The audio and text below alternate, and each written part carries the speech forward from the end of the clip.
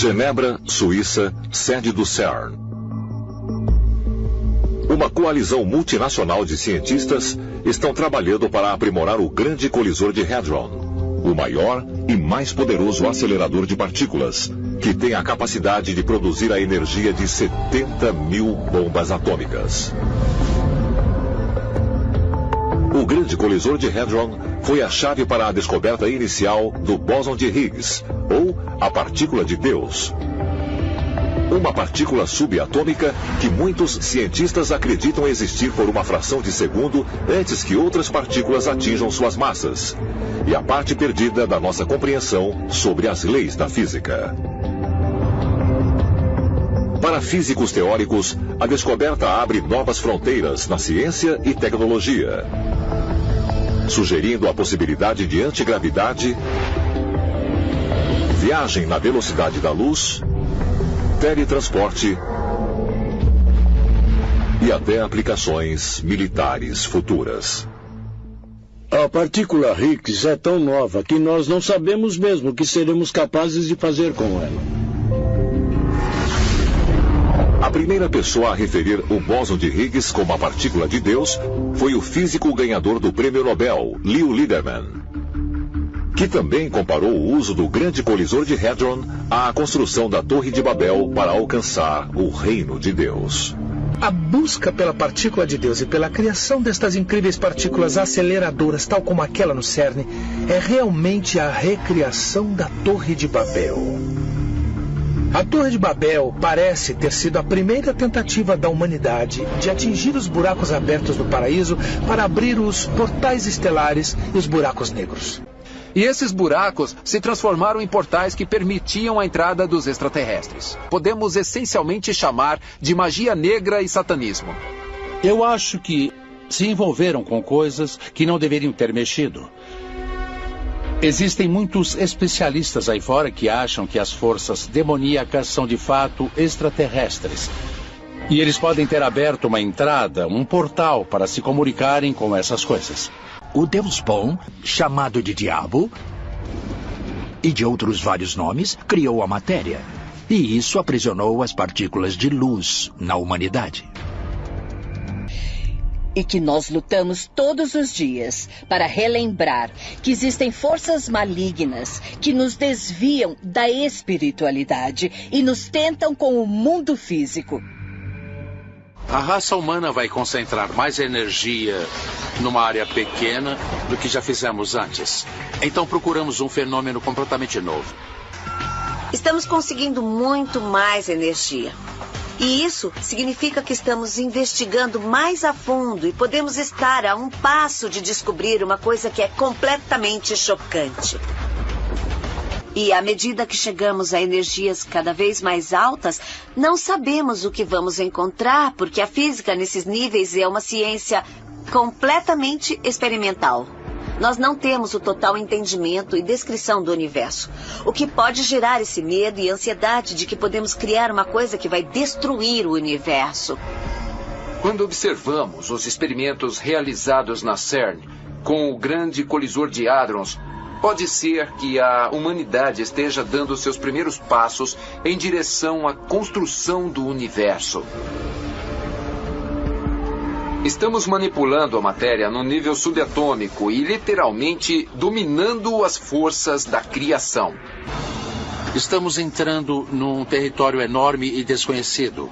Vamos testemunhar eventos que nenhum outro ser humano já testemunhou em escalas de densidade de energia que nenhum ser humano foi capaz de criar antes. Isso é muito empolgante. Quem sabe o que vamos encontrar?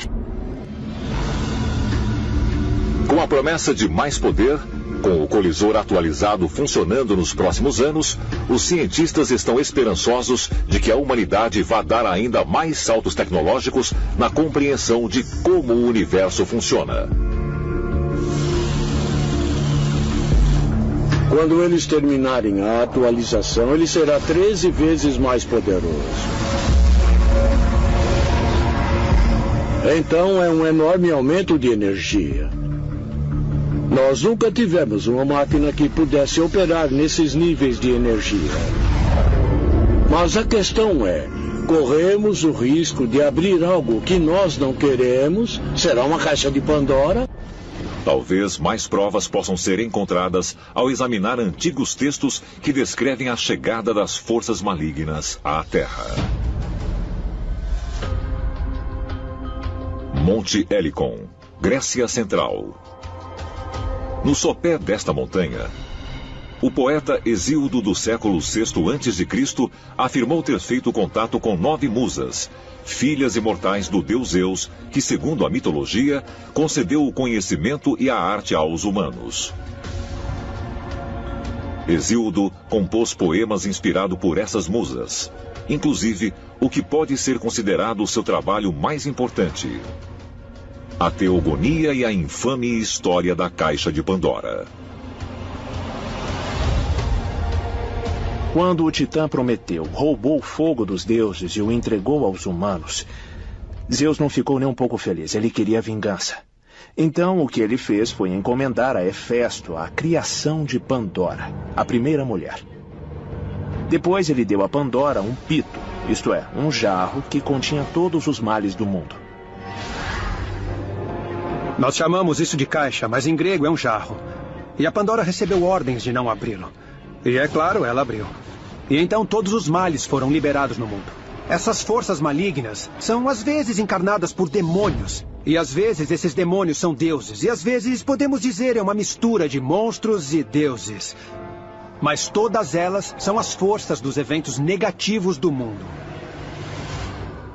Zeus queria contrabalancear o fato de que eles tinham essas coisas boas, que eram injustamente, na opinião de Zeus, concedidas aos humanos.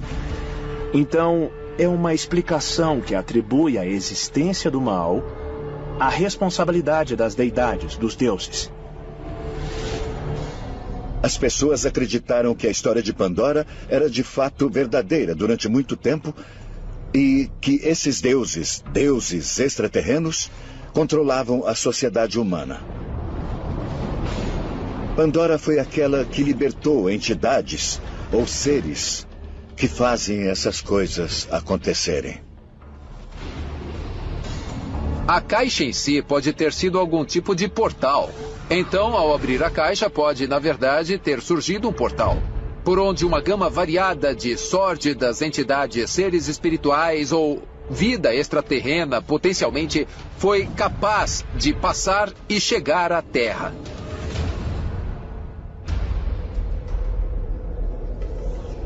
É possível que a história da Caixa de Pandora seja o relato da liberação dos seres negativos na Terra pelos extraterrestres que se infiltraram em nosso mundo?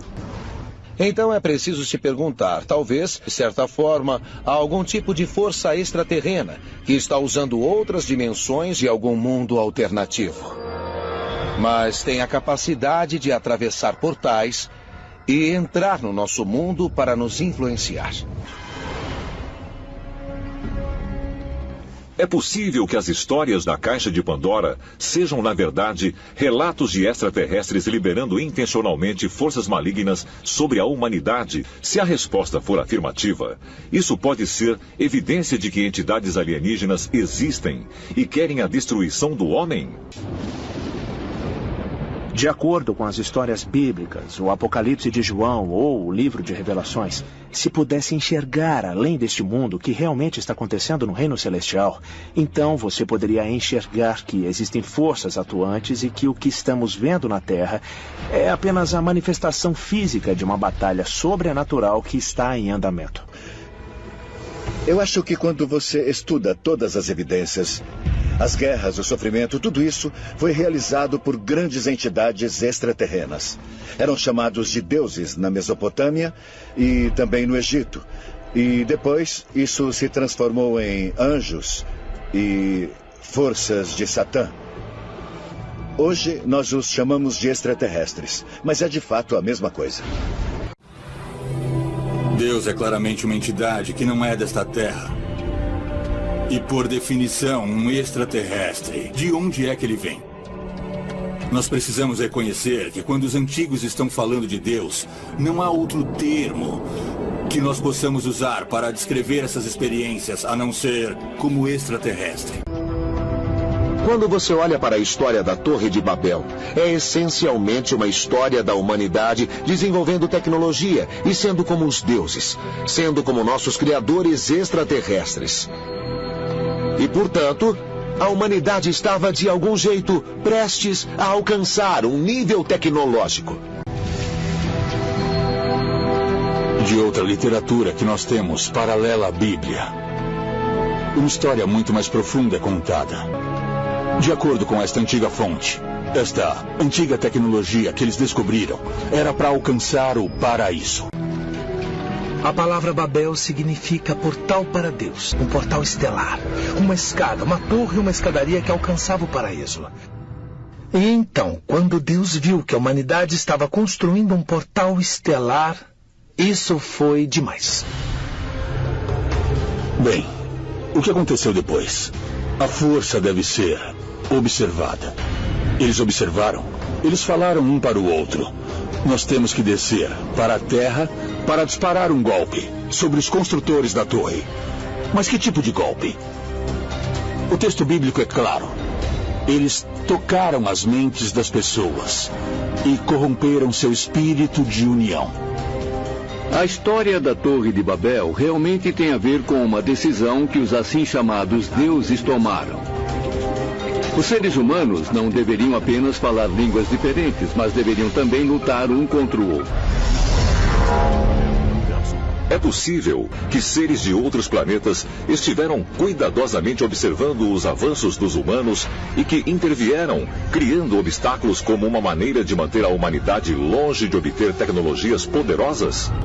As coisas que são chamadas de Deus, de um lado, e Satã, diabo e demônios do outro. Para mim, quando eu leio o Gênesis, é exatamente a ideia de uma visitação extraterrestre. Tenho certeza de que há um Deus, não há dúvida disso, que há um poder superior.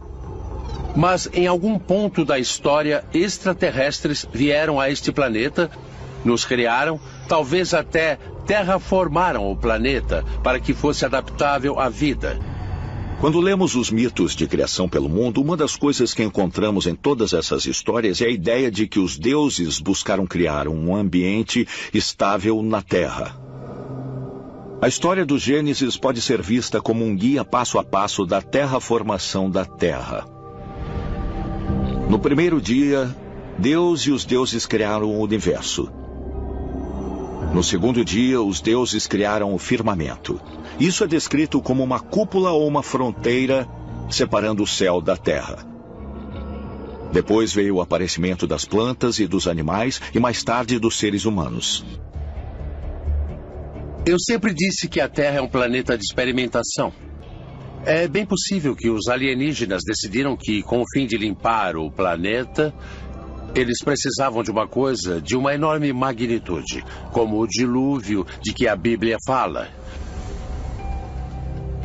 O dilúvio teve como fim principalmente erradicar as pessoas que estavam no planeta naquela época. Bom, Deus podia ser o extraterrestre, podia ter criado o dilúvio. É muito possível, é muito provável que, com o fim de erradicar uma espécie que eles podem ter alterado geneticamente e se equivocado, eles precisaram se livrar dela e começar tudo de novo.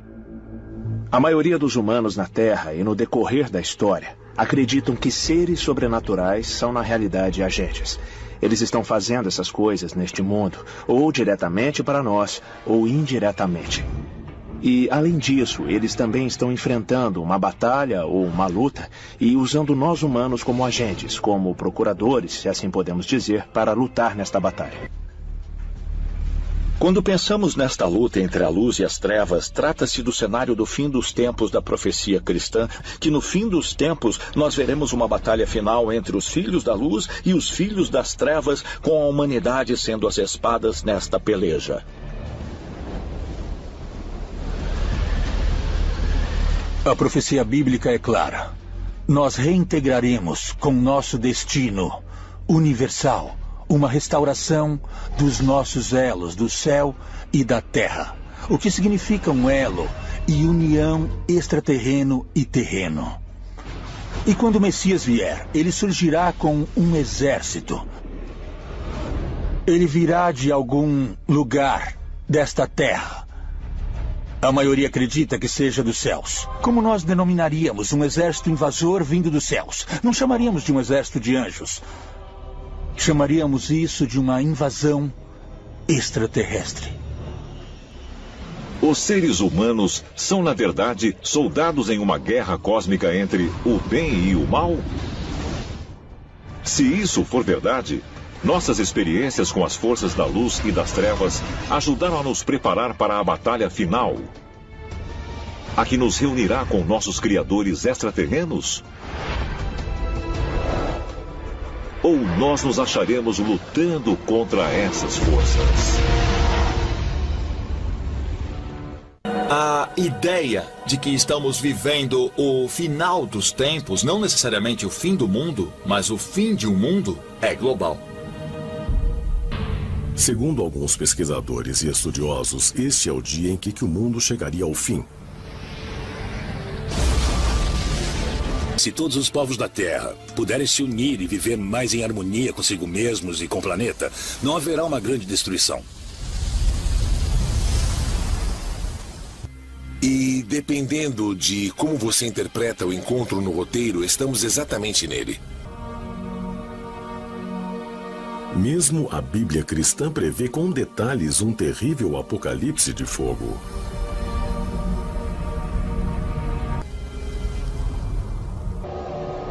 Existem muitas histórias como essa para alguém simplesmente descartá-las dizendo: peraí, todas essas histórias são inventadas.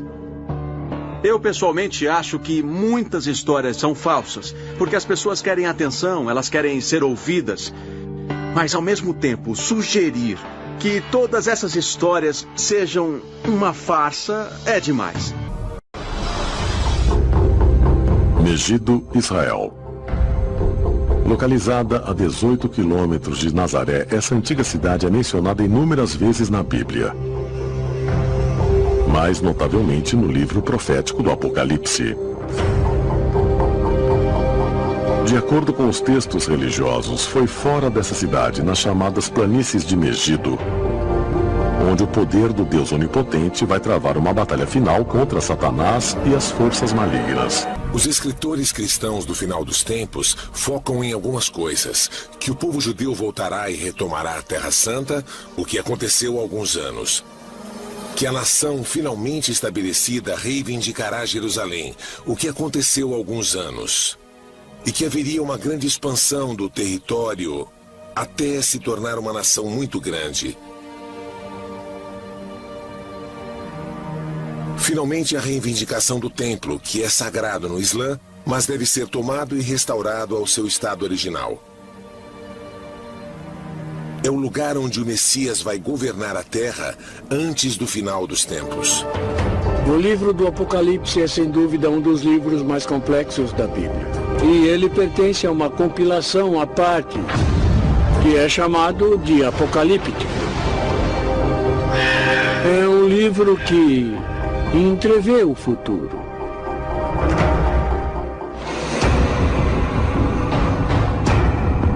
Ali há uma batalha que será travada em um vale em Israel, que se chama Megido, ou Har Megido. Portanto, Armagedon conforme o termo. O próprio Satanás reunirá os exércitos do mundo em Megido para lutar contra Jesus Cristo. Satanás assume uma aparência mais física. Usa diversas tecnologias para escravizar cada vez mais a humanidade. E, por fim, ele se transforma basicamente em uma força geopolítica, essencialmente um ditador do mundo todo. O livro do Apocalipse descreve ainda que essa batalha será travada no céu e na terra. Os anjos vão descer do céu. Os demônios vão se espalhar por toda a terra para fazer uma destruição com espadas de fogo. E o Deus Todo-Poderoso vai fazer cair a devastação sobre a terra. O livro do Apocalipse é um documento bem assustador se o estudarmos e ficarmos pensando que essas coisas podem acontecer. Quero dizer, Se você olhar para o que acontece no livro, temos cataclismos na Terra, temos terremotos, chuva de fogos sobre a Terra, anjos batalhando no céu. E depois, repetidamente, temos Satanás voltando. Ele ficou arrogante e perdeu a sua posição celestial. Ele foi expulso dos céus e caiu. Satanás comanda um exército de demônios unidos em uma busca de vingança para destruir a humanidade. O Satanás é a fonte da tortura, da morte e da destruição. Satanás é retratado como o inimigo de Deus, que tenta destruir as pessoas boas para fazer com que elas se tornem ruins, impedindo-as de serem salvas e de irem para o céu, de modo que possam ir para o inferno, onde ele está no comando.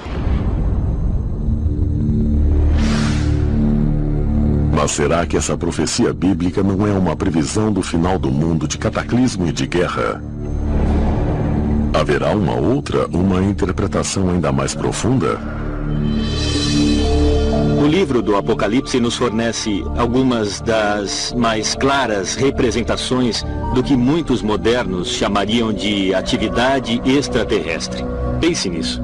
Temos seres sobrenaturais que voam através do cosmos, tocando trombetas, lançando fogo sobre a Terra. Temos um grande conflito entre a luz e as trevas, entre o bem e o mal. Há um dualismo cósmico acontecendo, que envolve no final a reafirmação da autoridade divina sobre aqueles anjos rebeldes que tinham se perdido há muito tempo. Combate extraterrestre? Será que o livro bíblico do Apocalipse realmente pode estar se referindo a uma guerra galáctica? Uma aposta sobre o destino final da humanidade? Se sim, quem ou o que é Satanás? Ele é um demônio, o diabo, a personificação do mal? A maioria dos cristãos acreditam que os demônios são encarnações do mal dos outros anjos que seguiram Lúcifer em sua rebelião contra o Deus Onipotente. Eles têm nomes como Beelzebu, Asmodeus, Maluk e Mammon, e se dedicam a corromper as almas da humanidade. Biblicamente falando, o demoníaco vem dos anjos caídos. Aqueles que caíram com Lúcifer durante as grandes guerras no céu. E o objetivo deles é enganar a humanidade para que sigam um mau caminho, para se apartarem de Deus, e se dividem em muitas classes. Eles têm as ocupações mais básicas lá de baixo e seguem por toda a extensão até o estrategista que está governando nos bastidores os assuntos da humanidade. Essencialmente, dá para imaginar uma estrutura militar, com os generais, oficiais, agentes particulares. Há 9 níveis, que são anjos caídos de várias posições. Os de baixo servindo os de cima e, por fim, obedecendo Satanás. Por definição, anjos são de outro mundo. Anjos são extraterrestres. Não são deste planeta. Assim, por definição, ETs e anjos são a mesma coisa. Nossa concepção moderna de ET mudou, mas há milhares e milhares de anos, quando os anjos viviam entre nós, nossos ancestrais não os chamavam de ETs, eles os chamavam de anjos e sabiam que não eram deste mundo, não eram deste planeta. Anjos. De acordo com uma pesquisa realizada em 2010, quase 70% dos americanos acreditam em anjos. Mas o que são eles? Enviados alados de Deus, como descritos na Bíblia? Existem sorridentes querubins nos observando em nuvens ao sabor do vento? Ou seria algo muito, muito maior? O conceito do que é um anjo, obviamente, é bem conhecido, ainda mais na cultura americana. E também existe nas culturas latina, grega e babilônica. Mas haveria uma origem alienígena ou extraterrestre para as histórias bíblicas do julgamento final? Há alguns milhares de anos, os extraterrestres vieram e criaram a primeira humanidade por uma mutação artificial. E é claro, um dia eles voltarão. E claro, o julgamento será em função do que eles esperavam que fizéssemos. E os que entenderem o que aconteceu no passado não ficaram chocados, porque sabiam e esperavam desde sempre o que vai acontecer. Na minha cabeça, será quando os extraterrestres genuinamente retornarão ao nosso planeta e se anunciarão, e nessa altura, os humanos que atingiram a iluminação se juntarão a seus irmãos, os extraterrestres, os antigos astronautas que nos criaram, e todos voltaremos às estrelas.